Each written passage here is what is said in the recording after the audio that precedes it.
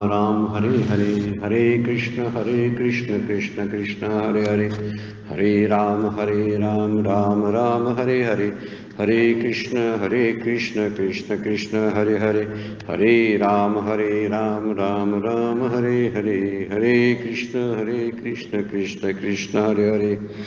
ब्रह्मानंदं परमसुखदं केवलं ज्ञानमूर्तिं द्वन्द्वातीतं गगनसदृशं तत्त्वमस्यादिलक्ष्यम् एकं नित्यं विमलं अचलं सर्वधी साक्षिभूतं भावातीतं त्रिगुणरहितं सद्गुरुं तं नमामि।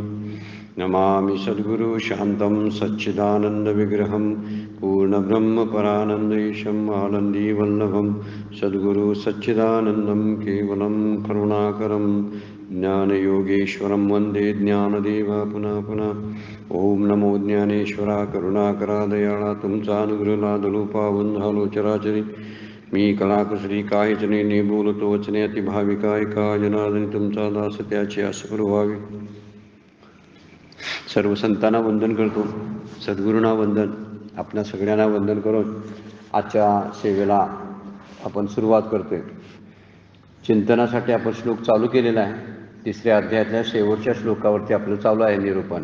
एवं बुद्धे परबुद्ध्वा संस्तभ्यात्मानमात्मना जही शत्रुं महाबाहो कामरूपम दुरासदम, अशा अर्थाचा श्लोक आपण काल बघत होतो की अशा प्रकारचा आत्मा हा जो आहे तो बुद्धीच्या पलीकडे आहे आणि त्याला जाणून जे कामरूपी शत्रू आहेत त्या शत्रूचा तू नाश कर, असं माऊली भाषांतर करतात।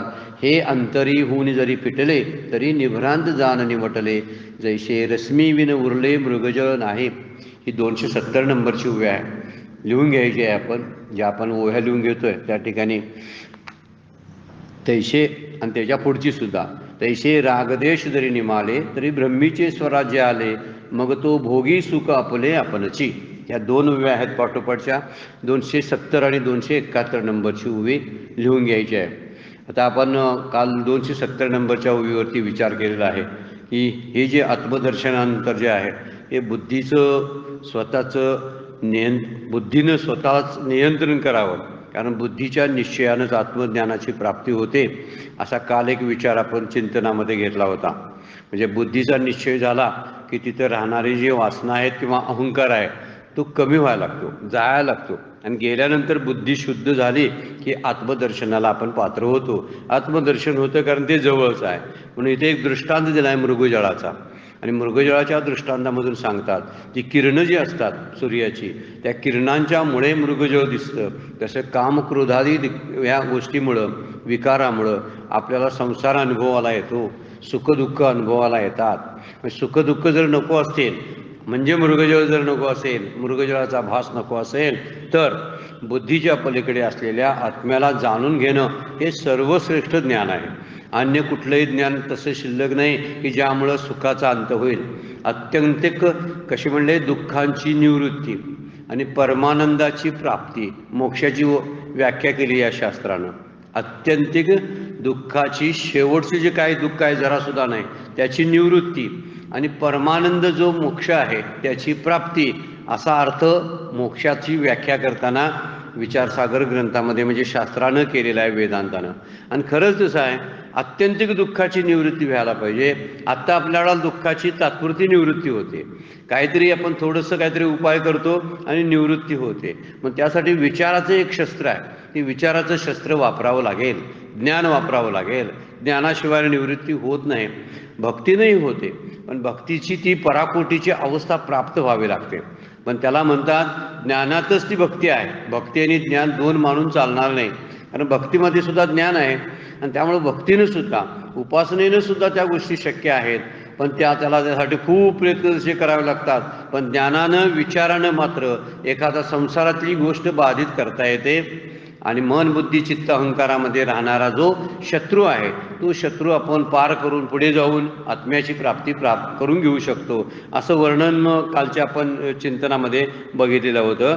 त्यामुळं हे मृगजळासारखं असणाऱ्या सुखाच्या पाठीमागं धावून आपलं आयुष्य व्यर्थ जाणार आहे। म्हणून काल विचार केला आपण, आपल्याकडं आयुष्य कमी आहे, काळ खातो आहे, आणि त्यामुळे एवढ्या वेळेमध्ये काहीतरी करायला पाहिजे। मग त्यासाठी गडबडच करायला पाहिजे, नाहीतर होणार नाही। गडबड नाही केली ना तर मग आयुष्य संपणारच आहे। त्यासाठी काय करायला पाहिजे, या प्रपंचाच्या विचारातूनच बाहेर पडायला पाहिजे. आणि माहून माऊली म्हणतात हे अंतरातूनच बाहेर पडायला पाहिजे. निभ्रांत त्याची म्हणजे भ्रांती कुठलीही बुद्धीत राहता कामा नये. जसं मृगजळ दिसण्याचं होतं किरणं गेली की, तसं आता पुढे त्या 271 ओळीमध्ये म्हणतात तैसे राग द्वेष जरी निमाले.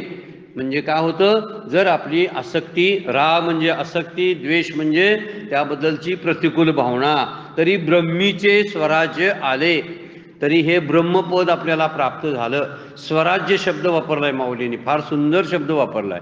स्वराज्य प्राप्त झालं, मग तो भोगी सुख आपले आपणची. हा जो शब्द आहे आपणची सुख भोगी, हा पुढे वरची शब्द आहे संस्तभ्यात्मानमात्मना.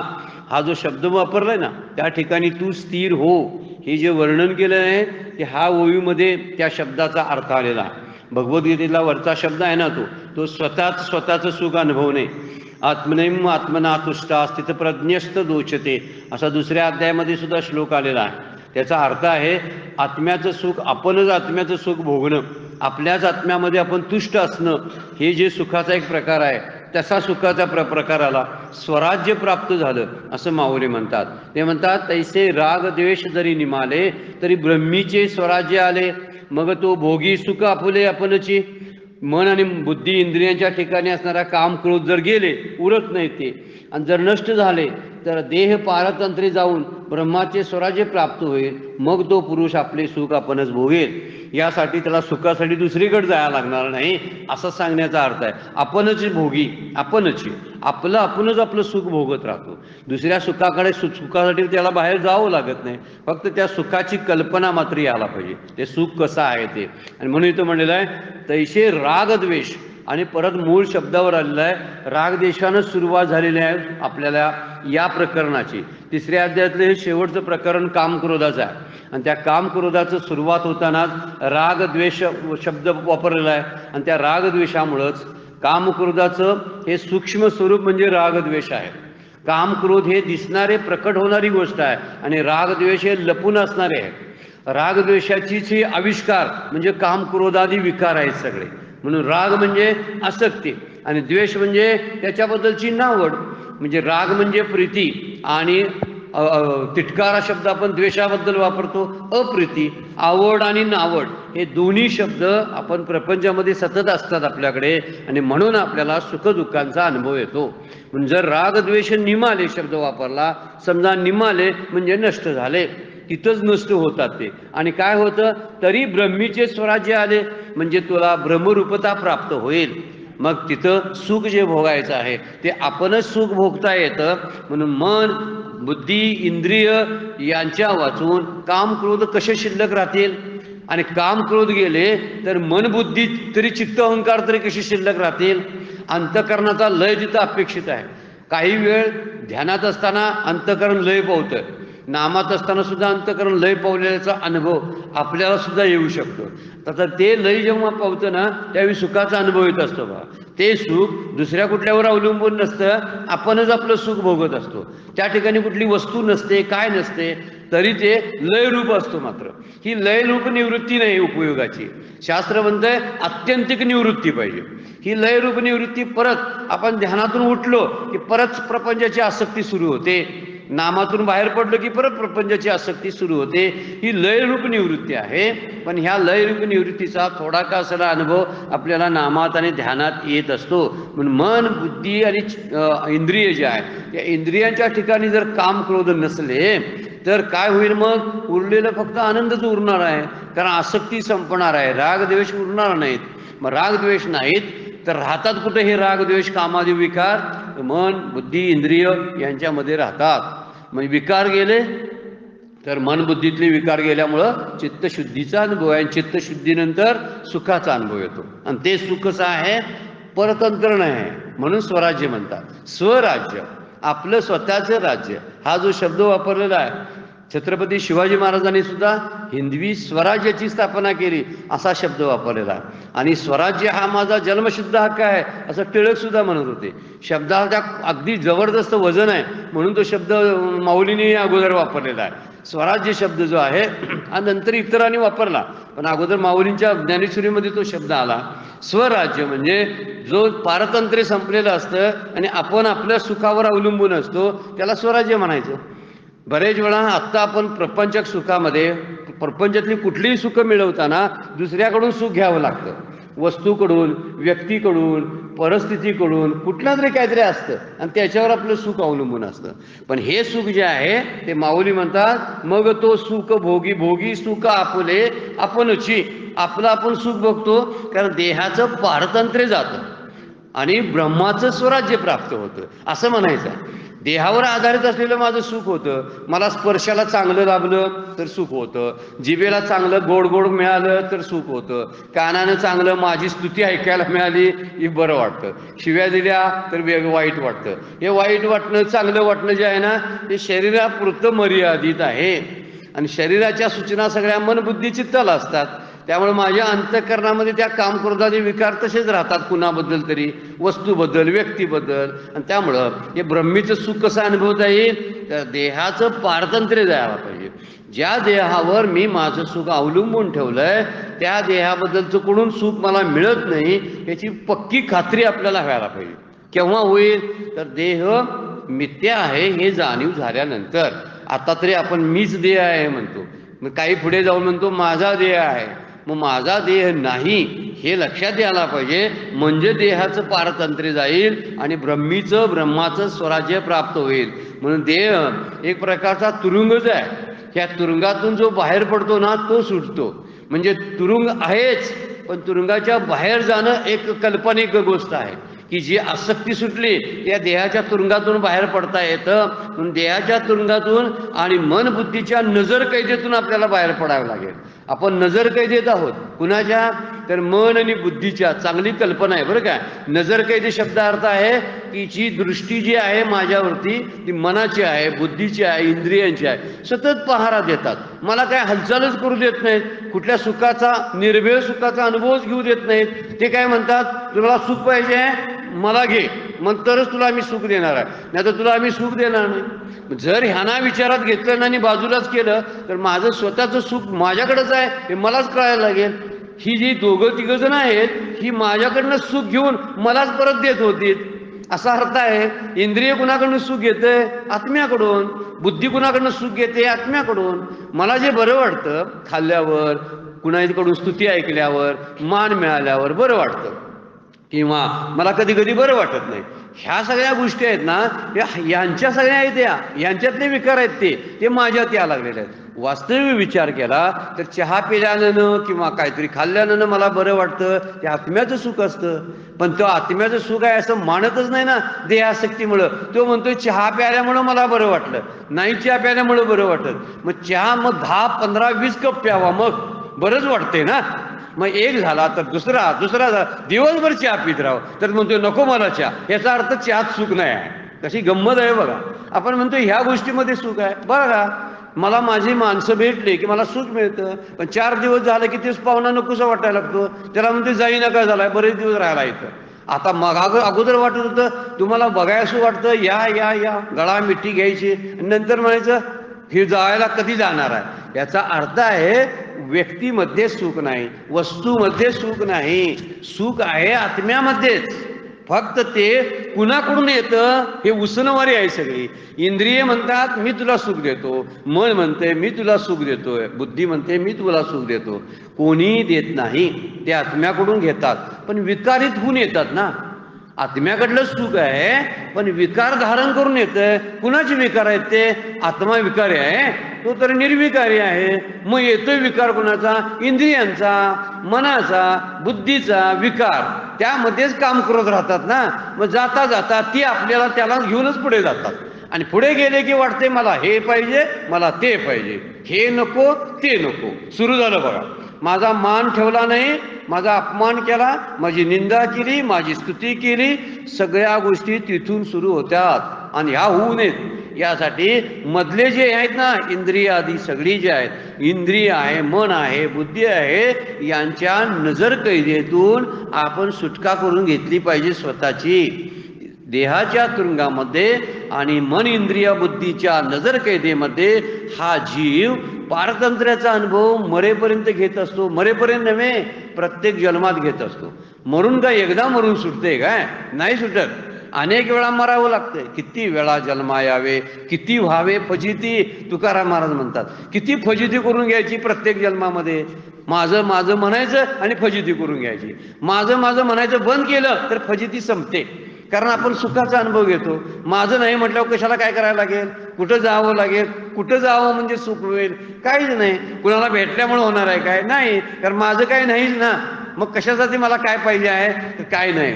त्यामुळं हा विचार होतो की मुक्त स्वातंत्र्याचा उपभोग घेता येत नाही यांच्यामुळं. देह हा असा किल्ला आहे, त्या तुरुंगामध्ये हा जीव गुदमरून गेलेला आहे.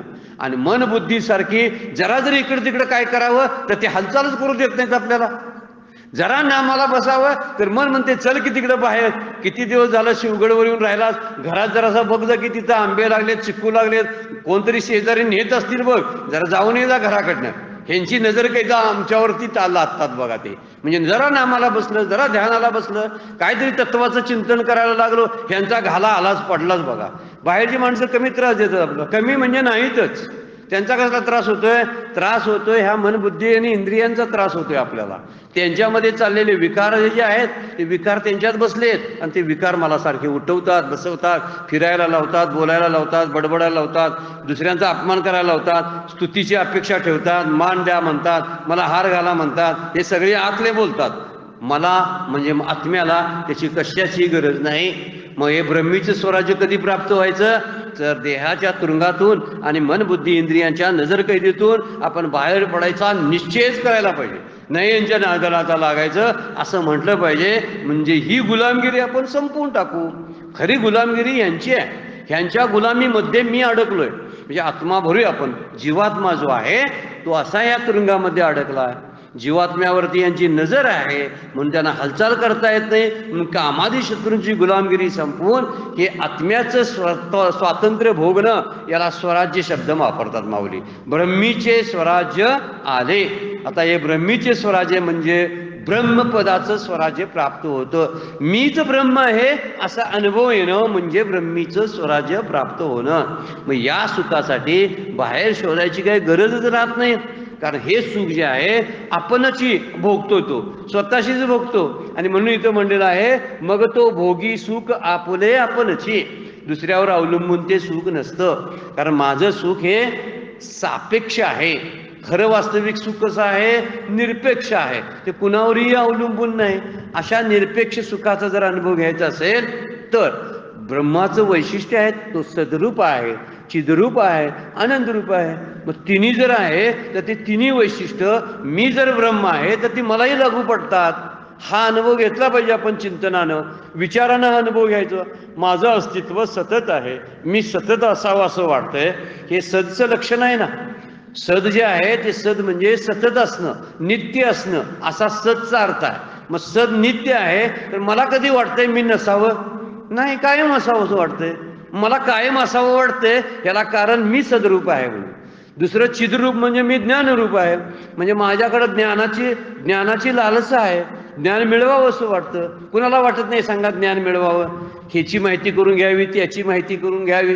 भले ते वृत्तीज्ञान असेल पण ते करून घ्यावं असं वाटतंय ना. कुणाला वाटतंय अज्ञानामध्ये राहावं? कुणालाच वाटत नाही. तसं अज्ञान मला नको म्हणजे मला ज्ञान पाहिजे आहे. मग हे कुणाच्या लक्षणाचा हा परिणाम आहे? तर ब्रह्माचं लक्षण आहे. चिद्रूप आहे मी आणि चिद्रूप असल्यामुळं मला ज्ञानाची लालसा आहे. सतत मला ज्ञानाची वकवक आहे. जन्मलेला जीव ज्ञानासाठी धडपडत असतो बघा. मला हे कळायला पाहिजे, ते कळायला पाहिजे, मला हे काय येत नाही, मला ते काय येत नाही. कसलं भौतिक ज्ञान असो, परोक्ष ज्ञान असो, पण त्यासाठी धडपड चालू असते. तिसराही मुद्दा लागू पडतो की आनंद रूप आहे. मला कधी दुःख पाहिजे आहे सांगा बघू? सारखं सुखच पाहिजे आहे. कुणाला वाटतंय? विचारा कोणालाही प्रश्न हा, कुठल्याही जीवाला, अगदी किड्या मुंग्याला सुद्धा दुःख नको असतं. मग माणसाला कुठलं दुःख पाहिजे आहे? त्यांना विचारलं तुम्हाला दुःख पाहिजे आहे का? तो म्हणतो होय, नको मला दुःख, मला सुखच पाहिजे. मग सुख पाहिजे म्हणजे आनंद पाहिजे. ते कुणाचं लक्षण आहे? ब्रह्माचं लक्षण आहे. म्हणून तो आनंद मागतो. म्हणून मी सद्रूप आहे, मी चिद्रूप आहे, मी आनंदरूप आहे. जी ब्रह्माची सगळी लक्षणं मला आहेत. तर मी आता माझ्या अस्तित्वासाठी कुणाकडे जावं? मी सद्रूप आहे, मग माझं अस्तित्व टिकावं. पण चूक काय करतोय बघा, की मी सद्रूप आहे, मी राहावं म्हणतोय, मी कधीच जाऊ नये पण शरीरासहित राहावं म्हणतोय, ही चूक आहे. राहील काय कोण शरीरासहित? शरीर तर नाशवंत आहे, आणि हा म्हणतोय मी राहणार आहे, पण कसं, मला शरीर घेऊनच राहायचं आहे. तर ते बाबा मान्य नाही शास्त्राला. ते म्हणतं काय, भगवंत म्हणतात तू शरीरासहित राहणार नाही, तू मात्र आहेस, तुझा नाश होत नाही, तू आहेसच, परंतु तू शरीरासहित नाहीस. दुसरा म्हणतो मला ज्ञानाची लालसा आहे. बरोबर आहे, पण ज्ञानाची लालसा कशी असायला पाहिजे, की ज्ञान प्राप्त करताना मला नेहमी अज्ञानी राहूसं वाटतच नाही, आणि त्यामुळं ज्ञान पाहिजे, पण कशाद्वारे पाहिजे आहे, बुद्धीच्या द्वारे पाहिजे म्हणतो. बुद्धीनं ज्ञान, ते ज्ञान प्राप्त होत नाही, ते ज्ञान फार वेगळं आहे. ते ज्ञान का बरवे, जरी मनी अति अनावे, तरी संताया भजावे सर्वस्वेशी, असं वर्णन ज्ञानेश्वर माऊली करतात. त्या ज्ञानाची लालसा असेल तर सद्गुरूंच्याकडेच आपल्याला जावं लागेल, शास्त्राची प्रचिती घ्यावी लागेल, तरच त्या ज्ञानाचा आपल्याला पूर्णता होईल. पण हा म्हणतोय काय, मला माझ्या बुद्धीनं ज्ञान प्राप्त व्हायला पाहिजे, ते जमत नाही. आणि शेवटी म्हणतोय मी दुःखी होता कामा नये, मला आनंद पाहिजे, पण कशाच्या द्वारे, विषयांच्या पंचविषयाच्या द्वारे आनंद पाहिजे म्हणतोय, ते शक्य नाही. आणि म्हणून माणूस दुःखी आहे, सद्रूप असून सद्रूपची अनुभूती घेत नाही, ज्ञानरूप असून सुद्धा ज्ञानाचा अनुभव घेत नाही, आणि आनंदरूप असताना सुद्धा सुखाचा अनुभव घेत नाही. त्याला कारण त्याची स्वतःची अडचण आहे, काम क्रोधादी विकार तसं त्याला करू देत नाहीत, म्हणून त्याला ब्रह्मपदाचं स्वराज्य प्राप्त होत नाही. माऊली म्हणतात, म्हणून आपलं सुख कुणावर अवलंबून ठेवायचं, तर कुणावरही ठेवलं तर मी दुःखी राहणार, कुणावरही माझं सुख अवलंबून नाही. अशी अवस्था, व्यवहारामध्ये सगळ्यांची मदत घ्यावी लागते, मला बसायला खुर्ची लागते, पण खुर्चीवर माझं सुख अवलंबून नाही असं मात्र वाटून घेतलं पाहिजे. मुलाबाळांनाही माझा आधार लागतो, पण मुलाबाळांच्यावरती माझं सुख अवलंबून नाही. काही वेळा उलट्या सुलट्या गोष्टी घडतात, वर्धत्वामध्ये काय स्थिती होते कुणाला माहिती. मुलं वेगवेगळ्या प्रकारानं आपल्याला त्रास देऊ शकतात, नातलग त्रास देऊ शकतात, शरीर माझं मला त्रास देऊ शकतं. कोणी नाही दिला तरी शरीर तरी त्रास देणार आहे, म्हणजे माझं सुख मी शरीरावर अवलंबून ठेवलं म्हणून त्याचा मला त्रास वाटतो. म्हणून शरीरातून लवकरात लवकर कल्पनेनं बाहेर पडावं, हे शरीर माझं नाही, नाशवंत आहे, अशा अर्थानं जर विचार करायला लागलो तर शरीराची व्याधी होत असताना सुद्धा आपण सुखाचा अनुभव घेत राहू. खरी गोष्ट ती आहे, जर शरीराच्या व्याधीशी मी एकरूप झालो तर शरीराच्या व्याधी मला सतत अनुभवात येत राहणार. पण हळूहळू जर शरीर मी नाही या भावनेचा जर उच्चतम पातळी जर आपण गाठली तर निश्चितपणे एक दिवशी असं वाटायला लागेल हे शरीराच्या व्याधी माझ्याशी काही संबंध नाही, त्या आहेत, नियमाप्रमाणे येतात, कारण शरीर नाशवंत आहे म्हणून त्याला रोग आहे, या पलीकडे काय नाही. असा विचार केला की शरीरावर आधारित असलेल्या सुखापासून मी बाहेर पडतो. माझं सुख जे परअवलंबी आहे त्या परअवलंबी सुखातून स्वावलंबनाचा म्हणजे स्वराज्याचा अनुभव आपण घेऊ शकतो. स्वराज्य म्हणजे माझं राज्य चालतं, मी इथला राजा आहे. मग हे इंद्रिय मन बुद्धी ही जी मध्ये आलेत ही कोण, ही आगंतुक आलेले आणि अतिक्रम केलेले शत्रू आहेत. लक्षात घेणं फार गरजेचं आहे. हे बाहेरचे शत्रू आता आपल्या भारताच्या सीमेवर कसे प्रवेश करतात ना, तसं आहे.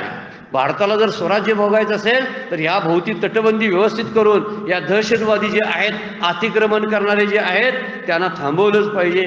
आत्ता माझा शत्रू कोण आहे, मन चित्त बुद्धी, यातले जे विकार आहेत ते विकार शत्रू आहेत आणि ते आतमध्ये यायला लागतात. म्हणून त्या ठिकाणी सावध राहायला पाहिजे, कारण माझं सुख मला परावलंबी ठेवता यावं लागू नये, बुद्धीवर माझं ज्ञान अवलंबून राहू नये, पदार्थावर माझा आनंद अवलंबून राहू नये आणि कुठल्या तरी अस्तित्वावर, शरीराच्या अस्तित्वावर माझं अस्तित्व राहू नये. तीन गोष्टी लक्षात ठेवायच्या. शरीराच्या अस्तित्वावर माझं अस्तित्व अवलंबून नाही, बाहेरच्या बुद्धीने मिळणाऱ्या ज्ञानावरती माझं ज्ञान अवलंबून नाही, आणि तिसरी गोष्ट पदार्थापासून व्यक्तीपासून मिळणाऱ्या सुखावर माझं सुख अवलंबून नाही.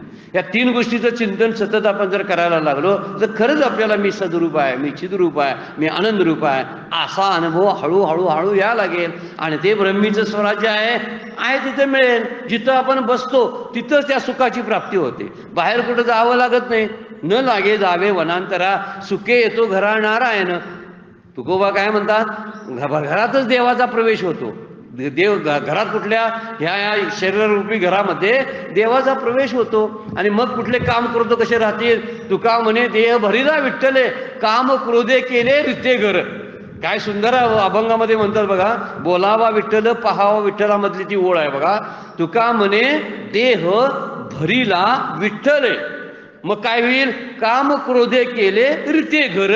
हे घर रिकामच झालं, कारण आत विठ्ठल गेल्यावर ती कुठली राहतात त्याच्याजवळ, त्यांना हुसकावून लावून टाकतात. मग विठ्ठलाला तरी भरून घ्यायला पाहिजे ना.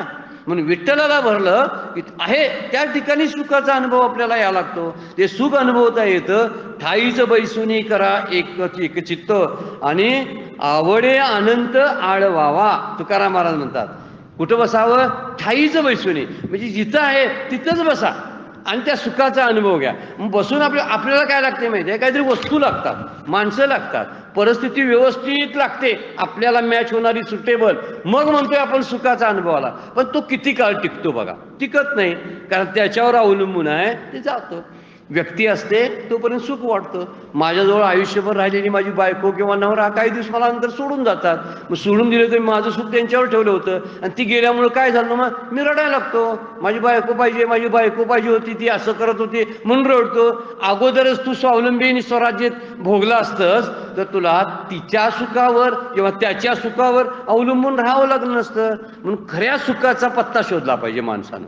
आपण खरं सुख कधी पाहत नाही. ह्या खोट्या सुखाला, वरवरच्या सुखावरती अवलंबून राहून त्या सुखाला खरं सुख समजून आपण जगत असतो. म्हणून जिथं आहे तिथंच शोधावं लागेल. ते दुसरीकडे कुठं आहे, कुठं झरा निर्माण झाला, आत्म्यातूनच सुखाचा झरा पाझरत असतो. सुख बाहेर कुठे येणार सांगा, ते का बाहेर नाही येतं. मग बाहेर नाही येत असतं तर धनाधिक सगळं मिळवून सुद्धा माणसं दुःखी राहिली नसते.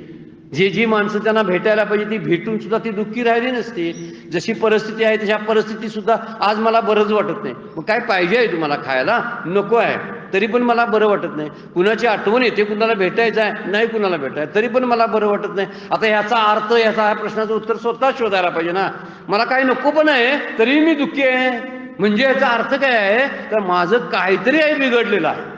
आणि खरं सुख जे आहे ते सुख जिथून येतं तिथंच शोधायला पाहिजे ना. त्या बाहेर जाऊन शोधून चालेल सांगा बघू. म्हणजे माझं सुख माझ्याच ठिकाणी शोधायला पाहिजे. म्हणून माऊली म्हणतात, मग तो सुख भोगी सुख आपुले आपणची. आपण ते सुख कसं भोगायचं, आपल्यातच सुख आहे. आपल्यात जर सुख नसतं ना तर बाहेर सुख दिसलंच नसतं, आपल्याला कधीच दिसलं नसतं. मला स्पर्श केल्यानंतर चांगला स्पर्श लागला की सुख अनुभवला येतं, चांगला पदार्थ खाला की सुख अनुभवला येतं. बाहेरल्यांदा कसं अनुभवला येईल सांगा बघू, येतच नाही. त्यातच खरं सुख आहे. मागच्या वेळेस चिंतनासाठी आपण विचार घेतला होता की लाडू खूप रुचकर आहे, लाडू गोड आहे. आता लाडू गोड आहे असं आपण म्हणतो, बरोबर पण आहे, पण लाडू गोड आहे की साखर गोड आहे हा मुद्दा आहे ना त्यातला. त्यात साखर घालून नाही घालून बघा, नुसती बुंदी चावून बघा, चगळून काहीच उपयोग होत नाही. कितीही चगळली तर त्याचा काहीच उपयोग नाही. तसा प्रपंच आपण चगळायला लागलोय आणि म्हणतोय मला सुख पाहिजे आहे. ते कुठेतरी जराशी भुरळा पडलेली असते चगळून आणि त्यामुळे त्याला वाटतं ते माझं सुख आहे. गोंदवलेकर महाराजांनी त्यांच्या प्रवचनामध्ये उदाहरण दिलेलं आहे बघा. ते एक हाड सापडतं ना कुत्र्याला, ते भुक्यालेलं असतं आणि ते हाड त्याला सापडल्यानंतर कुठल्या तरी जनावराचं पडलेलं हाड असतंय, ते तोंडात ते घेतं, भुकेलेलं असतं आणि चावत राहतं. आणि चावत राहिल्यानंतर ते काय करतंय माहिती आहे, ते तीक्ष्ण असणारे हाडाचे सगळे जे आहेत ते त्याच्या तोंडाला लागल्यामुळं जखमा होतात तोंडात आणि त्या जखमेतून रक्त येतं आणि ते रक्त ते पित राहतं आणि ते म्हणते चांगलं वाटायलंय, खारट असं सुख आहे. म्हणजे का, तर ते रक्तच आपलंच रक्त आपण पित असतं. वास्तविक त्यामध्ये ते सुख नाही, पण ते म्हणते त्यामध्ये सुख आहे. किती चपकल उदाहरण आहे बघा ते कुत्र्याचं आणि हाडाचं. त्या तसं आपण सुद्धा प्रपंचामध्ये असाच प्रकारचं हाडातून मिळालेलं जे रक्त आहे त्या रक्तावर सुखी आहे असा अनुभव घ्यायला लागलोय आपण. तो सुखीचा अनुभव आहे. खरी तर ती जखम आहे, ती भळभळ वाहणारी जखम आणि रक्त आहे, हे लक्षात आलं पाहिजे. म्हणून म्हटलेलं आहे की आपलं सुख आपल्याच ठिकाणी असायला पाहिजे आणि ती तिथेच शोधायला पाहिजे. बाहेर कुठं शोधून चालणार आहे. मुल्ला नसरुद्दीनची कथा आहे बघा. ती काय, मुल्ला नसरुद्दीन एक इमॅजिनरी कॅरेक्टर आहे, त्यात कुठंतरी त्यांच्या कथा घातलेल्या आहेत. तर तो रात्री एका लाईटच्या डांबाखाली शोधत असतो काहीतरी. इथून माणसं येतात जातात. त्याला विचारतात काय शोधायला, तर शोधायला लागलोय म्हणजे माझं हरवलेली गोष्ट शोधायला लागलोय. आता येता जाता दोघा तिघांनी विचारल्यावर ते म्हणतात अजून शोधा लागलाय, आम्ही 2 तास जाऊन इथनं जाऊन बघतोय तरी. काय शोधा लागलाय? तर माझी सुई हरवलेली आहे. मग सुई हरवली कुठं? काय करत होता? इथं डांबाखाली लाईटच्या, इथं नाही हरवली म्हणलं, घरात हरवली. मग घरात का शोधत नाही? तर घरात अंधार आहे म्हणून इथं उजेडात येऊन शोधा लागलोय. म्हणजे जो काय त्यामध्ये, तर त्याला कळलं नाही की जिथं पडलेलं असतं तिथं शोधायला पाहिजे, जिथं बिघडलंय तिथंच दुरुस्त करायला पाहिजे. आपण जिथं बिघडतंय त्या बिघडलेल्या ठिकाणी दुरुस्त करायला जात नाही. कुठं जातो? दुसरीकडे जातो दुरुस्त करायला. आणि दुसरीकडली दुरुस्तीचा थोडासा न कळत अनुभव येत असेल, पण ती खरी दुरुस्ती नाही, कायमस्वरूपी नाही. म्हणून आत्यंतिक दुःख निवृत्ती शब्द जो वापरलाय, आत्यंतिक, हा, मोडलं रिपेअर झालं असलं नाही, कायमस्वरूपी दुःख गेलं पाहिजे, तर त्याला आत्यंतिक दुःख निवृत्ती म्हणतात. ती कुठं? जिथून सुखाचा उगम आहे त्याच ठिकाणी तो शोधायला पाहिजे, अन्य ठिकाणी सुख शोधून चालणार नाही. मी सुखाचा केंद्रबिंदू आहे. जर मी सुखाचा केंद्रबिंदू असेल तर मी माझ्या मुलांच्या मध्ये, बायकोमध्ये, नवऱ्यामध्ये, नातलगामध्ये, पैशामध्ये, घरामध्ये, गाडीमध्ये का सुख शोधायला लागलो? ते मिळालं की मी सुखी होणार असं मला वाटतं. जोपर्यंत वाटते ना तोपर्यंत ही डागडुजी आहे म्हणायची. बिघडलेल्या गोष्टीची डागडुजी करणं, पूर्णपणे रिपेअर होत नाही. म्हणून गोंधळकर सुद्धा महाराज म्हणतात, तुम्ही सोडायचं काय आहे हे पाहण्यापेक्षा धरायचं काय आहे हे लक्षात ठेवा. आपण सोडायचं काय? हे सोडायचं, ते सोडायचं. सोडायची यादी केवढी होईल? भरपूर होते. घ्यायची यादी केवढी होईल? एकच आहे. एक तत्व नाम दृढ धरी म्हणा, हरीशी करुणा येईल तुझे, असं ज्ञानेश्वर माऊली हरिपाठामध्ये म्हणतात. ते एकच तत्व आहे. एका तत्वाचा विचार करावा की 10,000 जे आहेत अन्य जे आहेत त्याचा त्या विचार करावा. जितकं अधिक आहे तितकं ते परिच्छिन्न आहे. आणि एकच आहे ना, ते कसं आहे? अपरिच्छिन्न आहे. आणि ते असलं अव्यक्त तरी सुद्धा माझ्याजवळ आहे ना. मग ते व्यक्त का होत नाही? तर व्यक्त करण्यासाठी मी काही प्रयत्न केलेच नाहीत ना साधनेद्वारे. त्यामुळे ते अव्यक्त आहे असं म्हणत राहतो आणि मला ते सुख काय प्राप्त होणार नाही अशीच कल्पना करून बसतो. म्हणून जे काय घ्यायचं आहे त्याचाच विचार करावा, काय सोडायचं आहे त्याचा विचार करू नये. आपण साधना करताना सुद्धा असं करत असतो की काय करायचं, हे काय पाहिजे, हे पाहिजे, ते पाहिजे.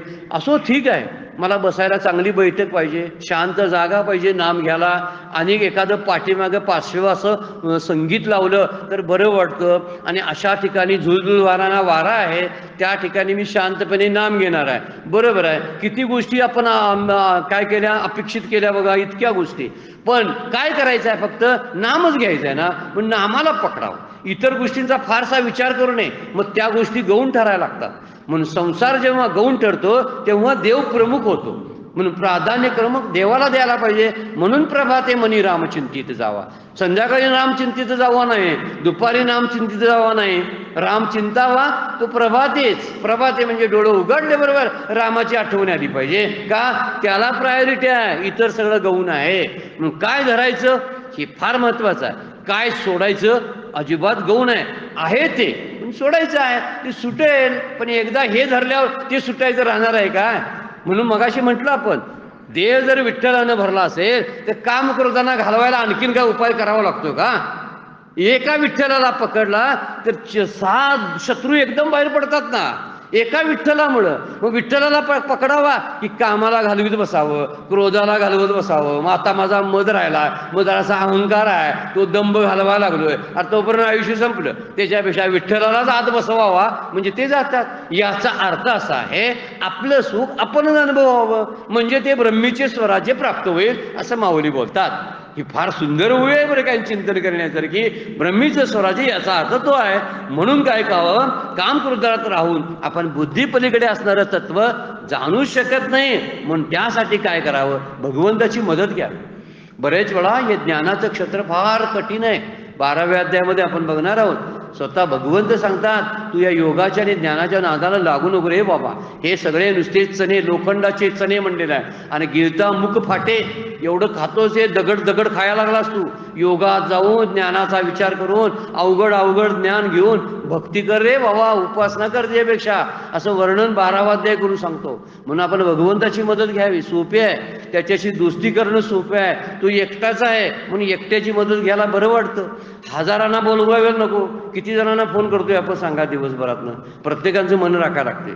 जावयाला केला, मुलगीला केला, नातवंडांना केला, ह्याना केला, त्याना केला. ते म्हणतात आम्हाला फोनच करत नाही. इतक्या ना करायचा, इतकी राखावं लागतात. मग यांना एकट्याला बघायला सांभाळायला सोपं आहे ना. देव सांभाळायला सोपा का प्रपंच सांभाळायला सोपा? प्रपंचात भानगडी किती हजार, आणि देवात भानगडीच नाहीत आणि एकटाच आहे. मग एकटा आहे तो सांभाळायला पाहिजे. म्हणून भगवंतालाच बोलवावा आणि भगवंतालाच म्हणावं माझे कामादी विकार बाजूला कर आणि तुझे दर्शन मला दे. हे काय म्हणतोय मी, मलाच धरतो. मी आता किती वेळा तुला धरायला येऊ? देवान धरणं वेगळं आणि आपण देवाला पकडणं वेगळं. आपण देवाला पकडायला जातो हे ज्ञानाचं क्षेत्र आहे, आणि देव आपल्याला पकडतो हे भक्तीचं क्षेत्र आहे. भक्तीत देव आपल्याला आपला प्रिय वाटायला लागतो. म्हणून प्रिय वाटण्यासाठी काय करायला पाहिजे? त्याचीच मदत मागावी. म्हणून जीवात्म्यानं भगवंताशी जाऊन शरण यावं. शरणगता स्वीकारून हा काम जिंकावा असं वर्णन केलेलं आहे. कारण एखाद्या मोठ्या व्यक्तीचं, बलवान व्यक्तीला हाताशी धरल्यामुळं आपल्यासारख्यांची कामं सहज होतात ना. कुठलं भय नाही, चिंता तुकोबा म्हणतात का? घडली या सेवा समर्थांची. काय म्हणतात?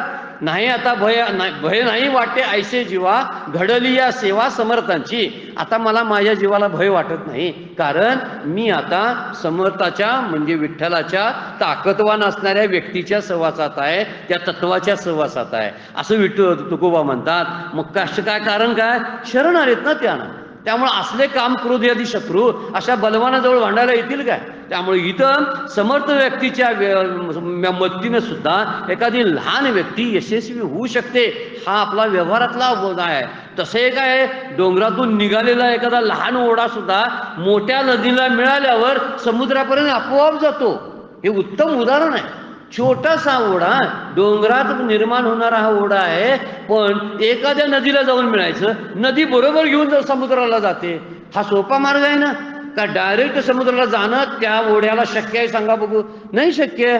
मग मधले जे टप्पे ठेवलेत साधनेचे, त्यासाठी क्रमविकास आहे तो, आणि त्या क्रमविकासाच्या द्वारेच आपण तिथपर्यंत पोहोचू शकतो. डायरेक्ट समुद्राला जाण्यापेक्षा ओढ्यानं, छोट्या ओढ्यानं शरण यावं नदीला.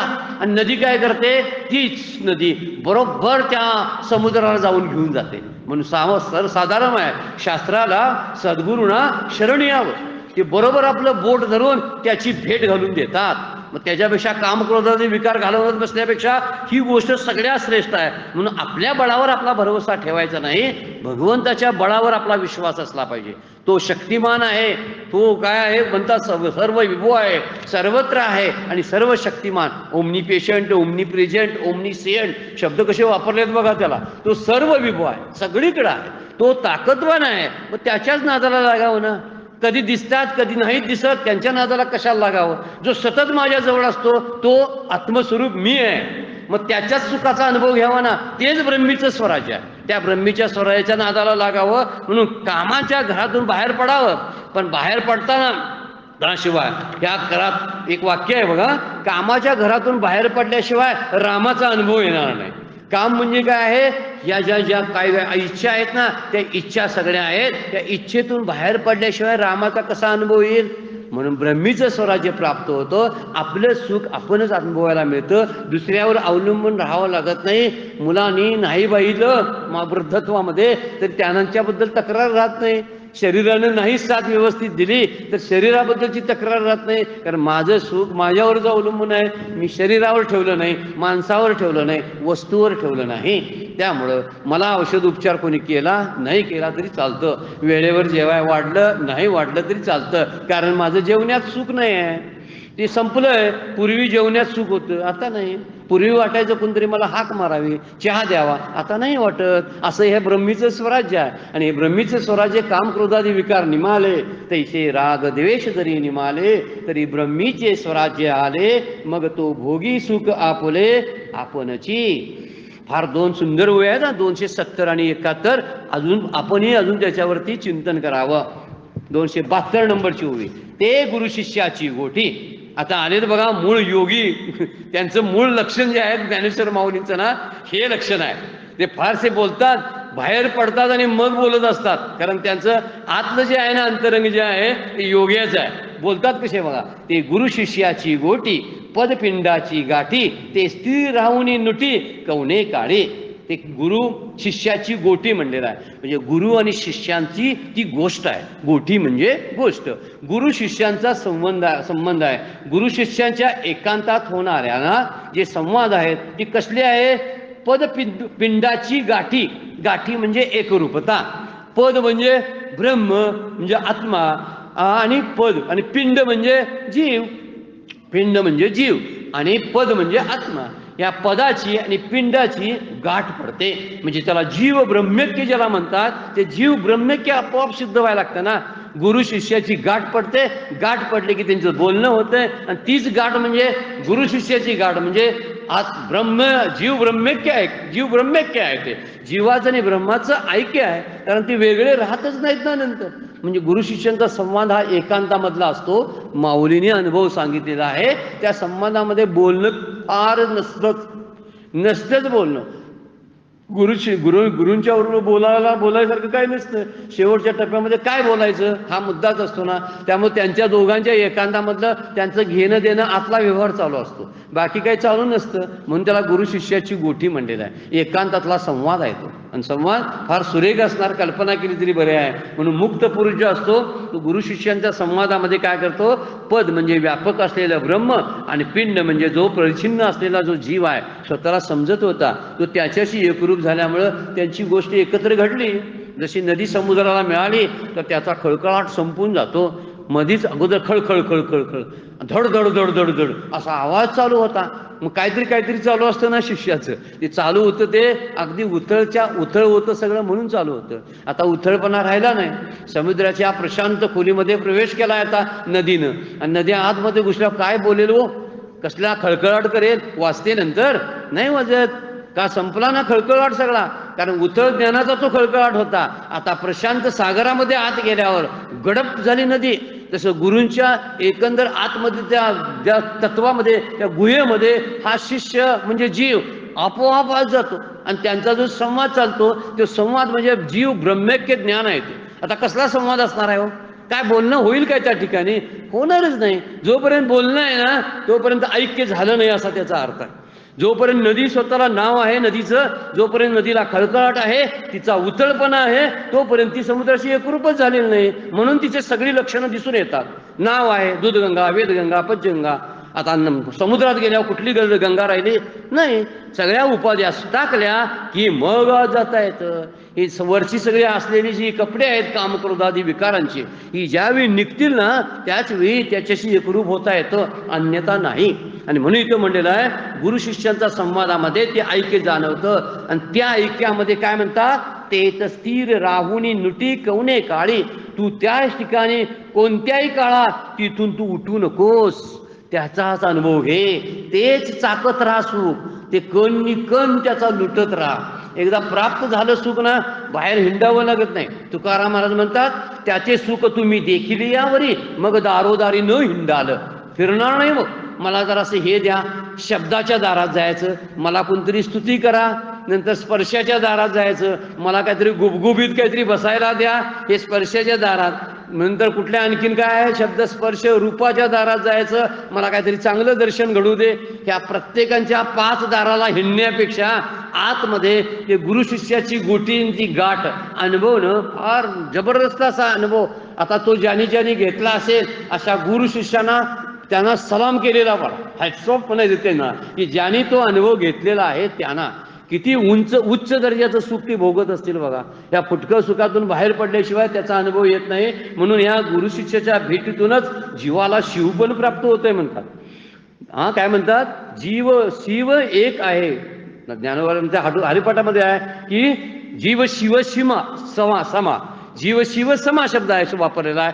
जीव आणि शिव हे एकच आहेत याचा अनुभव यायला लागतो. कारण जीवपणानं उरली होती नदी, ती नदी स्वतःला नदी म्हणून सोडलं की जीवपणा टाकला. तुका म्हणे ऐकली मात, कानी ऐकली मात, तोची घात झाला जीवपणा.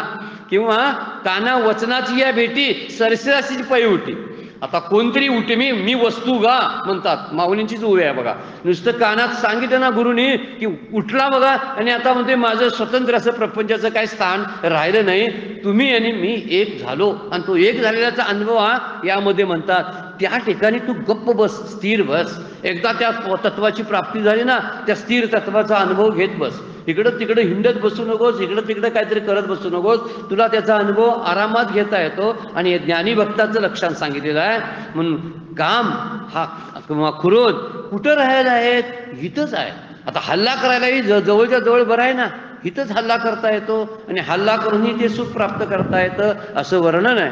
आणि हल्ला करणं म्हणजे बाहेर जाऊन मारावं लागत नाहीत ना शत्रूंना, इथल्या इथेच मारता येतात. म्हणून सोपं आहे म्हणून सांगतात. म्हणून भगवंताला शरण जाऊन त्या कामक्रोधादिकांना जिंकणं ही भक्ती आहे. चित्तवृत्ती निरोध करून त्याला जिंकणं हा योग आहे. आणि त्याचं मिथ्यात्व जाऊन विवेकाच्या द्वारे त्याचा बाध करणं हे ज्ञान आहे. 3 वेगवेगळ्या गोष्टी आहेत बरं का. ज्याला ज्या झेपतील ते त्यानं करून टाकावं. म्हणजे शरण यावं देवाला आणि त्या कामक्रोधाला जिंकावा, भक्तीचं रूपांतर आहे. चित्ताचं आहे पतंजलीमध्ये सांगितलेलं आहे, चित्तवृत्ती निरोध. चित्तवृत्तीचा निरोध करा आणि शांत राहा आणि त्या चित्ताच्या सगळ्या बाहेर पडणाऱ्या ज्या ज्या विकार आहेत त्यांना आवरून घ्या आणि आतमध्ये त्यांना स्थिर करा आणि अनुभव घ्या. ही योग्याची स्थिती आहे.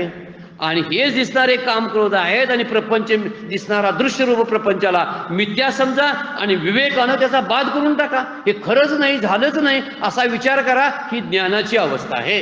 कुठली तरी एका अवस्थामध्ये आपण यावं आणि निश्चितपणाने जे नको आहे ते काढून टाकावं आपल्याकडलं. आणि जे पाहिजे आहे ते मूळचंच आहे, मूळचं आहे ते काढावं लागत नाही, ते आतमध्ये आहे. मग ते आतमध्ये आहे त्याचा अनुभव घेणं फार गरजेचं आहे.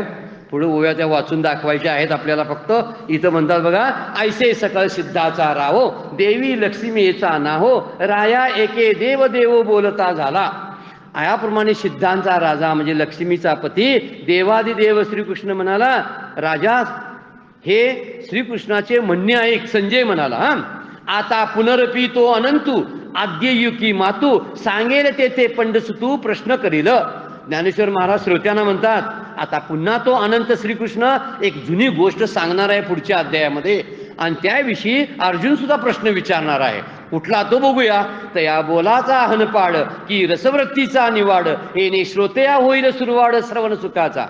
आणि बोलण्याची योग्यता, बोलण्याची शांतादी सगळे रस जे आहेत त्यातील विभाव अनुभवाचा भेद हे सर्व कारणाने श्रोत्यांना सर्व सुखाचा अनुभव प्राप्त होईल. ज्ञानदेव म्हणे निवृत्तीचा चांग उठावा करुणी उन्मेषाचा मग संवाद श्री हरिपार्थाचा भोगावा बापा. आता तो दोघांचा झालेला संवाद आहे ना पुढच्या अध्यायामध्ये, खरंच त्याचा अनुभव सर्वांनी घ्यावा असं ज्ञानेश्वर माऊली म्हणतात. 3ऱ्या अध्यायाची समाप्ती झाली. इति श्री ज्ञानदेव रचिताया भावार्थ दीपिकाया शंकर यथार्थ कृते ज्ञानेश्वरी भावदर्शन 3य अध्याय. पुंडलीक वरदारी विठ्ठल श्री ज्ञानदेव तुकाराम.